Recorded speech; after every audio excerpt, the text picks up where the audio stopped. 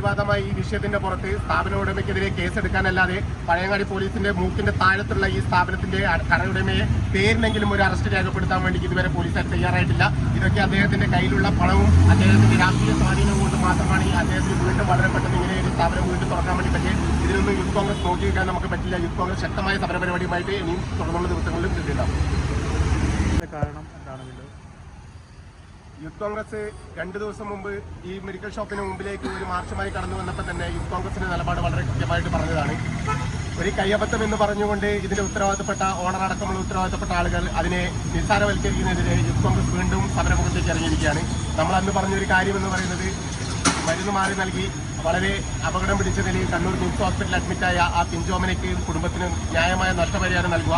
അതുപോലെ തന്നെ ഇന്ന് രാവിലെ ഇത് തുറക്കുമ്പോൾ നിങ്ങൾ കണ്ടതാണ്, ഒരു ഫാർമസിസ്റ്റിനെ വെച്ചുകൊണ്ട് 2-3 സെയിൽസ്മാനെ വെച്ചുകൊണ്ട് വീണ്ടും ഇത് തുറക്കാൻ വേണ്ടി മുന്നിട്ട് ഇറങ്ങുന്ന ഇവിടുത്തെ കടയോണറോട് നമുക്ക് പറയാനുള്ള കൃത്യമായ ഫാർമസിസ്റ്റിനെ വെച്ചുകൊണ്ട് 4-5 ഈ സ്ഥാപനത്തിൽ 4 സ്റ്റാഫുകളുണ്ടെങ്കിൽ ആ 4 സ്റ്റാഫുകളും കൃത്യമായ ഫാർമസിസ്റ്റിന്റെ ടെസ്റ്റ് പാസ്സായി ഫാർമസിസ്റ്റ് സർട്ടിഫിക്കറ്റ് ഇല്ലവരാണ് അടക്കം നിർത്തിക്കൊണ്ടുപോകണമെങ്കിൽ ഒരു സ്ഥാപനം തുറക്കാനെന്ന് വളരെ കൃത്യമായി പറഞ്ഞതാണ്.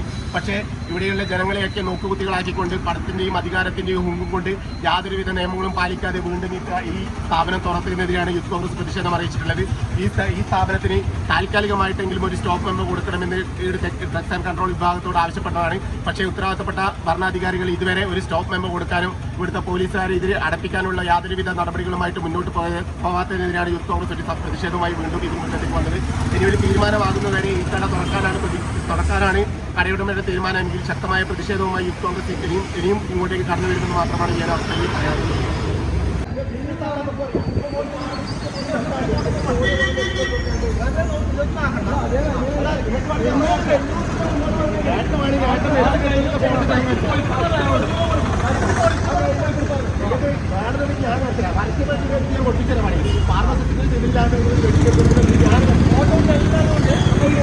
നമ്മളെന്ന് ഒരുപാട് പറ്റിയതാക്കുന്നുണ്ട്. നമ്മൾ ആർക്കെങ്കിലും നിങ്ങൾ ഫാർമസിസ്റ്റ് വെച്ചിട്ട് തുറക്കാൻ നമുക്ക് പ്രശ്നമില്ല.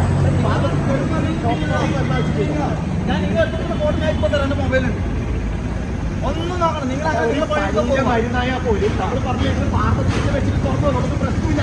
ഇതൊരു ഫാർമസിസ്റ്റ്